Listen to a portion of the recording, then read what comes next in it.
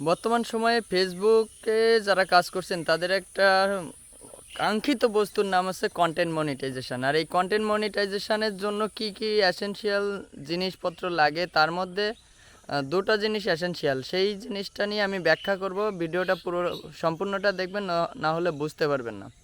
Number one, আপনার একটা online bank account, এবং নাম্বার টু একটা টিন সার্টিফিকেট। তাহলে এই দুইটা জিনিস। অনলাইন ব্যাঙ্ক অ্যাকাউন্টটা কি? যে ব্যাঙ্কগুলোতে ইন্টারন্যাশনালি মাল্টি কারেন্সি ইউজ করা যায় সেগুলোকে অনলাইন ব্যাঙ্ক অ্যাকাউন্ট বলে। হতে পারে ধরেন বাংলাদেশে অনেকগুলো কমার্শিয়াল ব্যাঙ্ক আছে বা গভর্নমেন্ট নিযুক্ত যে ব্যাঙ্কগুলো আছে সেগুলো হতে পারে। এবার দ্বিতীয় বিষয় হচ্ছে টিন সার্টিফিকেট। টিন সার্টিফিকেটটা আসলে কি? ট্যাক্স আইডেন্টিফিকেশান নাম্বার আর সার্টিফিকেট সনদ। এটা আপনারা আসলেই বুঝেন। আসলে এই টিন সার্টিফিকেট নিয়ে অনেকেরই একটা কনফিউশন আছে, সেই কনফিউশনটা আজকে দূর করে দেব। টিন সার্টিফিকেট আসলে খুললে কি হয় আর না খুললে কি হয়, টিন সার্টিফিকেট কেন ফেসবুকের জন্য এসেনশিয়াল। আপনি যে ফেসবুক থেকে ইনকাম করবেন, এটা ডলার, অর্থাৎ ইন্টারন্যাশনাল কারেন্সি। সেই কারেন্সি যখন আপনার দেশে ইনপুট হবে, ওয়ান কাইন্ড অফ রেভিনিউ। এই রেভিনিউ যখন আসবে, রেভিনিউ বা রেমিটেন্সও বলতে পারেন, তো আসে, তখন আপনাকে সরকারকে ট্যাক্স দিতে হবে। আর যদি আপনি ট্যাক্স না দেন তাহলে আপনার ওই ফেসবুক কর্তৃপক্ষ আপনার এই টাকাটা দিবে না। ফেসবুক যেমন বাংলাদেশে চলতে তাদেরকেও বাংলাদেশ সরকারকে ট্যাক্স দিতে হয়, তেমন বাংলাদেশ সরকারের মাধ্যম দিয়ে যে টাকা উপার্জন হবে আপনাকেও ট্যাক্স দিতে হবে। এবার টিন সার্টিফিকেট কীভাবে খুলবেন, কেন খুলবেন না। টিন সার্টিফিকেটের কতগুলো ক্রাইটেরিয়া আছে। উপার্জনক্ষম ব্যক্তির টিন সার্টিফিকেট খোলা প্রয়োজন আছে। একজন সচেতন নাগরিক হিসেবে টিন সার্টিফিকেট প্রয়োজন, এবং বছর শেষে ট্যাক্স দাখিল করতে হয়, ট্যাক্স রিটার্ন দাখিল করতে হয় যে আপনি কত টাকা ইনকাম করেন। অনেকেই বলে টিন সার্টিফিকেটগুলো খুললে সমস্যা নাই। হ্যাঁ, সমস্যা আছে। মেইন সমস্যা হচ্ছে টিন সার্টিফিকেট খুলে কখন ট্যাক্স দিবেন আর কখন দিবেন না, কখন ট্যাক্স দিতে হয় এবং কখন দিতে হয় না।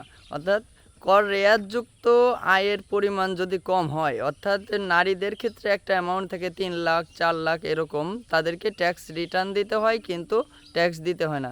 দেন পুরুষের ক্ষেত্রে আবার বিষয়টা একটু আলাদা। তাদের ইনকাম সোর্স 3 লাখ টাকা বা তার আশেপাশে থেকে শুরু হলে তাদের ট্যাক্স দিতে হয়। অর্থাৎ বছর শেষে আপনি সরকারকে যে ট্যাক্স দিবেন তার জন্য একটা আইডেন্টিফিকেশন নাম্বার, সেটা হচ্ছে টিন সার্টিফিকেট। টিন সার্টিফিকেটটা যেমন আপনার কাজের জন্য সহায়ক হবে এবং আপনার কাজের বিঘ্ন ঘটাতে সহায়ক হবে। অনেকেই এই সোনার হরিণ ধরতে যে টিন সার্টিফিকেট ধূপ ধাপ খুলে ফেলছে।